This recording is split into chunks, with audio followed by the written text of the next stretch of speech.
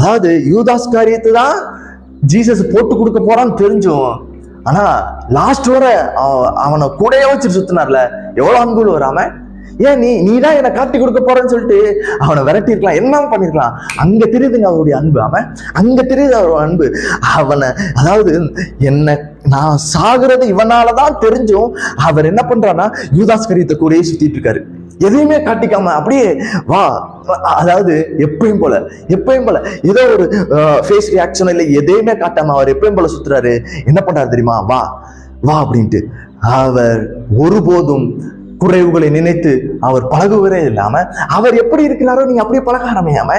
நான் சொல்றேன், உங்கள் குடும்பங்கள் மன்னிக்கப்படும் போது, இதோ நீங்கள் ஒருவரை மன்னிக்கும் போது உங்கள் குடும்பத்தில் அளவில்லாத ஆசீர்வாதங்கள் அது பெருக ஆரம்பிக்கும். அது பெருக ஆரம்பிக்காம, நான் சொல்றேன், நீங்க எப்ப மன்னிக்கிறீங்களோ கிறிஸ்துவனுடைய ஆசீர்வாதங்கள்லாம், அதாவது ஆபிரகாமுடைய ஆசீர்வாதங்கள்லாம் எப்படி இயேசு கிறிஸ்துனால உங்க தலைமையில் வந்ததோ, அதே மாதிரி நான் சொல்றேன், நீங்கள் மன்னிக்கும் போது ஆபிரகாமுடைய ஆசீர்வாதங்கள்லாம் இயேசு கிறிஸ்து மூலமா நீங்கள் பெற்றுக்கொண்டது எப்படியோ அப்படியே உங்க வாழ்க்கையில் ஆம் என்றும் ஆமென் என்றும் கிரியை செய்ய துவங்கும்.